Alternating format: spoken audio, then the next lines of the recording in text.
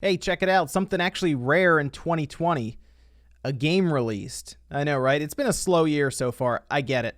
But the Mega Man Zero ZX Legacy Collection is now out. Got it on the Switch. Let's check it out. And, yes, I actually bought the Mega Man Zero ZX Legacy Collection on the Switch. And there's no download code in here. Right, it was just a cartridge. No. Wait, there's no download code? Are you sure? Can you get your manager for me? Hello? I don't want to alarm anyone, but I don't think Capcom this thing.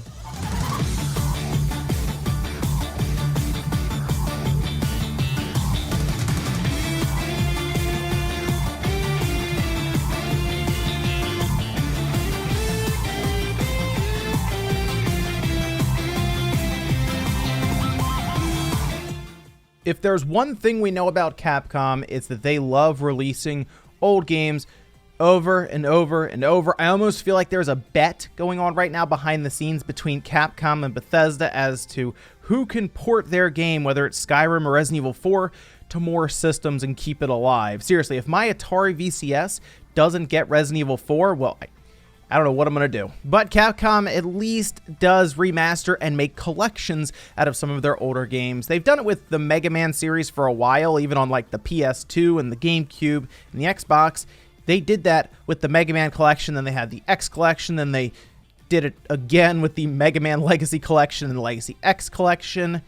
And now they've released the Mega Man Zero ZX Legacy collection. And I gotta say, they actually did good. Capcom didn't Capcom for once. I can't believe it.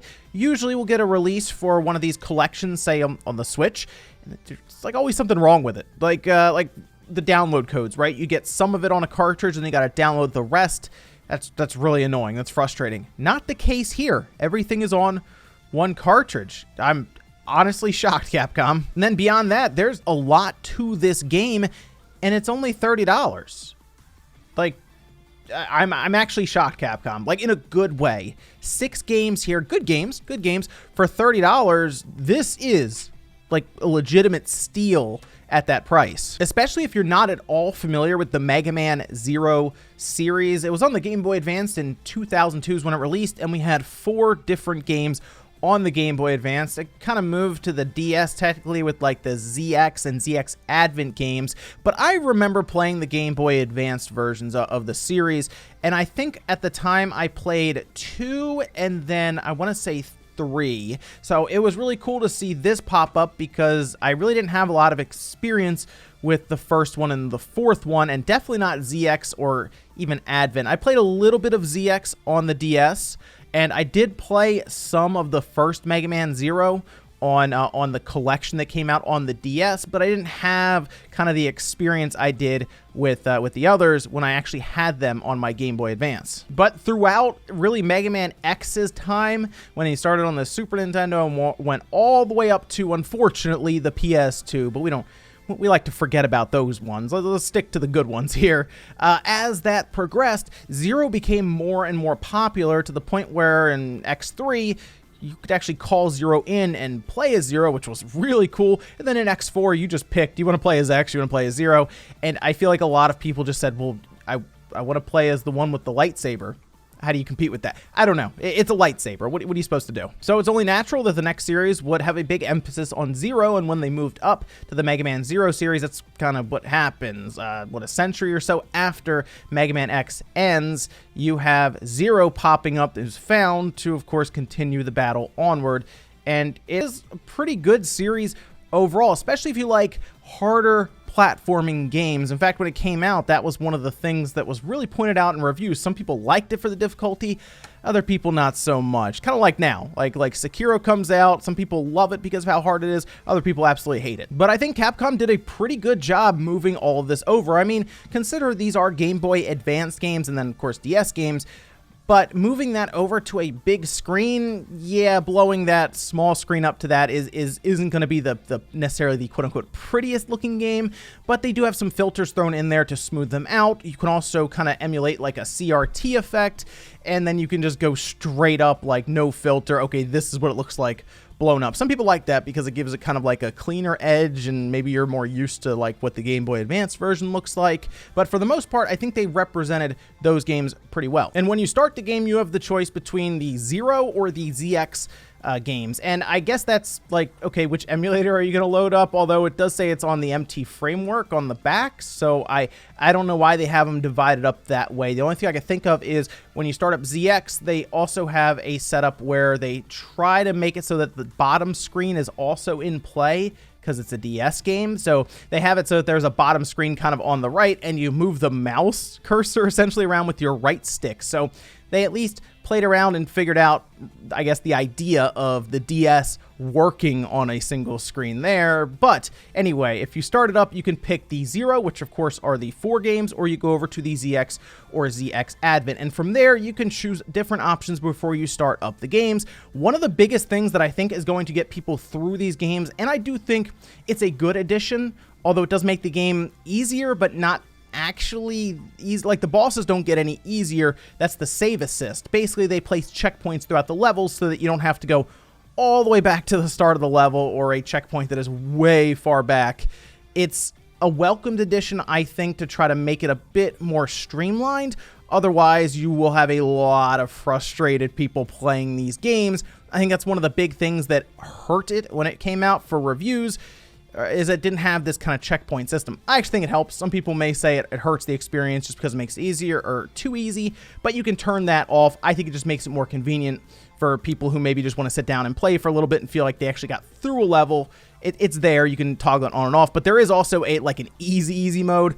That does hurt the experience, but for people who want to see the story or maybe just get through it easier because they just don't care, like to go through the more difficult parts, you just want to see it, yeah, you can turn that on. It's all optional. They also have different button configurations, so you can change up the controls, and that is something that I noticed with this. I don't really like to have to hold R and press attack button to use the or the saber, and then go back to your guns, because you can pick a main weapon or a sub weapon. So you can change that around. I just like having to be able to tap R on the Pro Controller or on the Switch when it's in handheld mode, and it just swings your sub weapon or throws your sub weapon, whatever you have, and then you just press normally to use your main weapon. I never really liked that, to have to hold down R, but the fact that you can change the buttons around helps quite a bit too for customization. And then as you play through, you're going to see different things pop up where you earn different cards.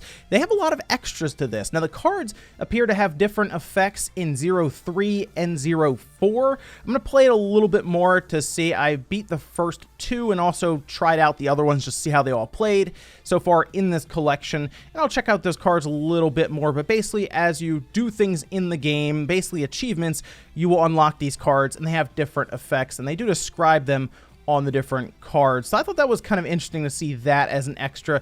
They also have a massive gallery, which I think was in the Zero collection on the DS, but it has like over 600 pieces of like artwork, concept art, and different things you can see. You can also listen to all of the soundtracks, of course, which just goes through like a music player. Also good if there's a certain track you like and you just want to sit there and listen to it. But I think the best feature that I've tried in this collection, and I think it's really cool. I think it has a lot of potential. I'm going to check it out a bit more. I don't think it's as explained as well when you're going through the menu. I think that's something they could work on a little bit. I noticed, I was like, I'm not really sure what I'm doing here, but it says I can just run through this and try to beat a time, okay? And that is the Z Chaser mode, and that works for all of the different games, where it will pit you against other people's runs online. And the part that caught me off guard here that was really, really cool is that you can see the other person's run as you are competing against them. It's kind of like their own recorded run, so they're not technically running at the exact same time as you. It just saves the replay, and you can see them on the bottom right, or you can just turn that off, have a full single screen to yourself, and you just see the time that you have to beat. I had some fun with this. I didn't know if I would enjoy it as much, but there is a full leaderboard, and you can try to beat different times and try to figure out new methods to get through it. From what I can tell, it seems to be a massive race to the finish. Doesn't matter how much damage you take or anything. And I was able to do a pretty good job and actually win one of them by just literally sprinting through enemies, saving just enough health to beat the boss at the end. I can see some replayability here with this part, because the one downside to the Mega Man Zero games is that they're not very long. Like, you can get through one of the Mega Man Zero games on the Game Boy Advanced in like 3 or 4 hours, but that is what I think a lot of Mega Man X games suffer from, or even Mega Man games. They're just not set out to be very long, and I think that's something that Capcom has to really take into account if they do another X game or another Mega Man game. Is it doesn't take long to beat them, so can they be worth the full $60 even if they put in a ton of work? But in a collection like this, I think it still is fine. You'll be able to blast through some of them, especially with the save assist feature. Like I said, in 3 or 4 hours at the most, depending on if you struggle on some bosses. I noticed that, of course, as you start to figure out their weaknesses and different things, you start to roll through them, or you just overall get better at the game or figure out their pattern. That, I think, was the weakest part about the Mega Man Zero games, is the bosses' patterns, for me anyway, when I see them, are very, very simple. Now, I'm not going to say that the Mega Man X games, specifically on like the Super Nintendo, were more complex, but I feel like as we got further in, they did become more complex, and there was a bit more to it, like as we got into the PS1 versions compared to the Mega Man Zero games on the Game Boy Advance. But otherwise, I'm having a blast with this collection, and I'm still shocked that Capcom was able to take feedback from a lot of the things that people have said online about their other collections that they've moved over to, say, the Switch, and it's all in one cart. It's 6 good games. I've played some of ZX and ZX Advent. I don't think I like them as much as just the regular Mega Man Zero. I think that is when I feel like Capcom realized that they had to make the game a little longer, and at times it's felt fairly lengthy with quite a bit of dialogue for what's a Mega Man game. Although you do play as a character who changes between biometals, which are basically different forms, to let them battle the different Mavericks. And they try to go through a lot of backstory, and I'm going to play it more, but so far I have really liked the Game Boy Advanced Mega Man Zero games, and as I work through them, like I said, I'm rolling through the third one now, I will go more into ZX and ZX Advent. Anyway, let me know what you guys think about this one down below if you already picked it up and what you think about it. I actually had a harder time finding this one, believe it or not, in my area. I had to go to 3 different stores until I found a Best Buy that happened to have 2 or 3 of these in stock. So I don't know if they're kind of like they weren't printed as much or what's going on there, but let me know, guys, down below. Thank you so much for watching. I'll see you guys next time.